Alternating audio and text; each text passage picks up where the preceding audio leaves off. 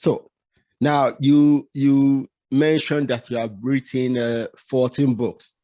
See, Yeah. I will tell you, I'm envious. Okay, because I've been trying to write a couple of books.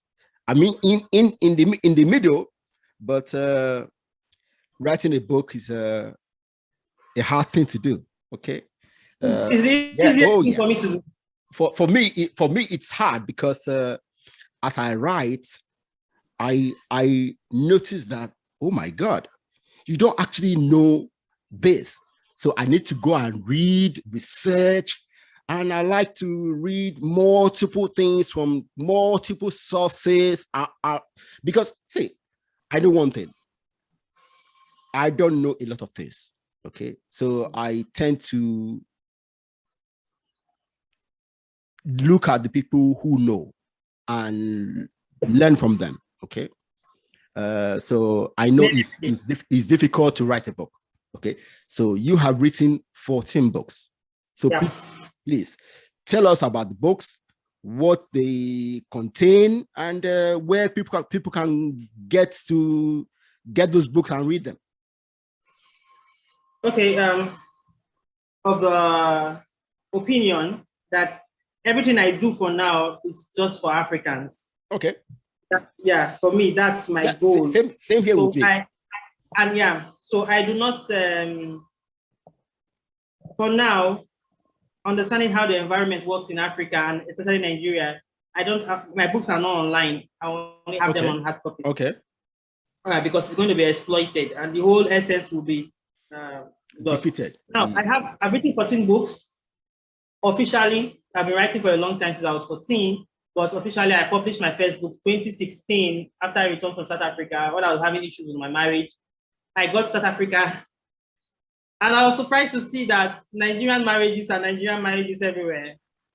It doesn't matter the location that you found you are a resident with your spouse. Now, the book is about cultural barriers. Okay. It's not against culture. It's not fighting culture. It's not my place. Like I say, I pick my battles very well. But it's bringing culture to life because lots of people marry without even taking time. They just love the man. And personally, for me, I don't think I can marry a man who doesn't have a good relationship with his family. Okay. Because I believe in family. I believe in the whole package, right? Yeah. Now, when you have some people going to marriage, they don't even care to know the background of where their spouse is coming from, their culture. They think it's old-fashioned. But I tell you, there are cultures that are prevailing even till today. There's no PhD, there's no pastoral church. Once you error, you have to pay the price. It happens, right? Yeah. So I was a victim of it. So when I returned to Nigeria, I wasn't angry because I was ignorant. I assume I'm one person that I accept my mistakes very quickly and I move on. That's me. I'm not self-righteous, right? So I realized that I committed an error, even if it was not intentional, and I did what I was supposed to do, and I moved on. I wasn't ashamed. I wasn't worried. I wasn't stigmatized or anything. But I realized that there are lots of women who wouldn't have gone through it the way I grew through it because I have a very tough mind. So I decided that when I got to South Africa, yeah, I met a woman. She's Igbo. Okay. She married a virgin. Okay. But the only problem she's married for over 10 years. But the only problem she had with her marriage was sexual related. Okay. Because she was circumcised. Okay. Right. She told me that she practically had to hold the door and her husband be dragging her in because she doesn't want, she even wants him to help him to get dates to go out to have. She doesn't just want him to touch her, right? Now, that she's innocent of it because she was circumcised and hers was done very badly, right? Now, this is a cultural issue that she was a victim of. I was a victim of it too in my own way. And there are lots of other women who are going through this and they're all quiet. They're all bearing in silence. So I wrote the book Facade to make every other woman understand that, you can see them in jeeps, you can see them looking happy, but they are all, I tell you, they must, many of them are enduring some things that you wouldn't even guess that they're enduring. I wrote 14 stories, all true life stories of 14 women telling their issues with cultural barriers and how they were able to overcome it. And I had to tell them that they need to think critically. I didn't even know I would be a critical thinking coach. Because I'm always a critical thinker. I told them, so the book is it's not to fight barriers, but to make you realize that other women are going through this problem. Yeah. So when you are in it, think of a way to solve it. One of the things that have guided me so much is I respect my children so much.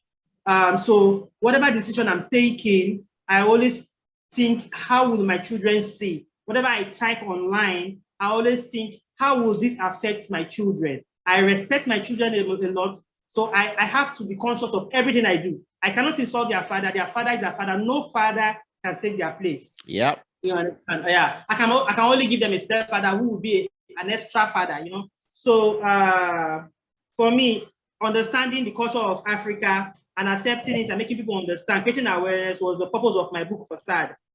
I published that book with iUniverse in America.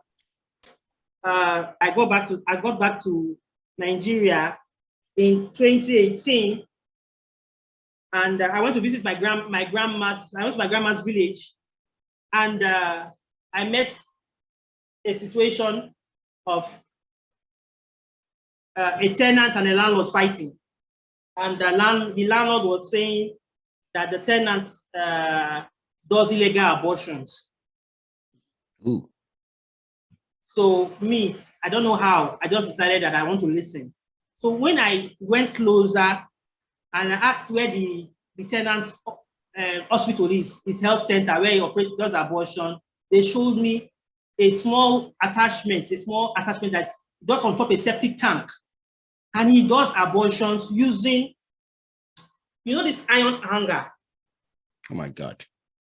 There is iron, this olden days iron hanger they use for clothes hanger. That's what he uses. According to what they say, he uses if there's no light, he puts torch in his mouth. Oh my God. Oh my God. So I try to, I've always been an activist. My mother was like, Lavonne, you will not do this one.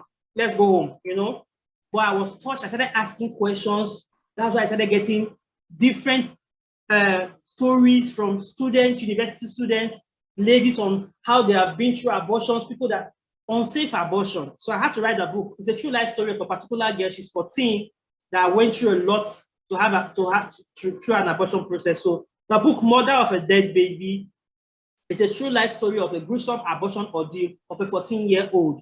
The purpose of the book, I'm not saying, I'm against abortion, but the book is not pro or anti-abortion. The book is making people to know, especially the girls and the boys, to know that if you are in this is what you're going to pass through if you choose to go through the path, right? And also to make parents understand that 14-year-old, that teenager is not as young and naive as parents do think. So that's the reason for my book. I had a lot of love from the Catholic family. In fact, I was like that period. I was like yeah. Now those two books, I think, the topics you covered in those books are very important for our society, because those things happen in our society a lot. Now, I will say this for you. I come from a very big, when I say big family, okay? I come from a big family.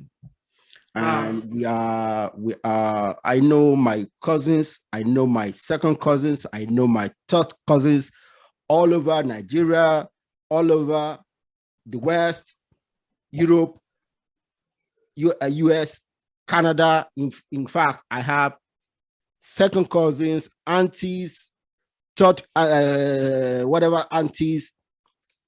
My family in Canada alone is nearly 100. Okay. Wow. Yeah. So I come from a big family. Okay. And I will tell you this. I've had two first cousins that died because of unsafe abortion in the 80s. Yeah. Okay, I will tell you. So I know what we are talking about, and it's something that people need to know. Yeah, well, Yeah, yes. need to be aware of. So let's. So you say your books are not online. So where can people get your books from? Okay. For now, for now, you can get me on LinkedIn or through my email, lavonne@citybgroups.com. Okay. I have hard copies of my book. I have sorry, I've not. Let me just quickly run through the other ones on mindset. I have a book on the Thinking Me for age 6 to 11. Okay. The Thinking Guide for Children. I have the Thinking Teen. It's a thinking guide for age 12 to 17. Yeah. Then for women, I understand that Nigerian women, though I talk to women, Nigerian women, they don't like me much because they feel I'm always supporting men. I don't know where they get that. Yeah, I don't know where they get that from. I'm just being realistic. So I wrote. I know that they like religion. So I went into the Bible and I picked up women who were critical thinkers in the Bible, and I used their stories to write books, like the mother of Moses. Okay. She was a critical thinker. Her baby didn't just come back to her just because it was a miracle. No, like Hannah. She planned. She yes planned. Yes. And strategized to. Yes, she did. Yeah. Yes. Mm-hmm. Okay. Esther, a story of Vashti. The woman with the issue of blood was a badass thinker. Yes. So I had to get to that so point. Jesus and said that man can heal me. So I need to touch him.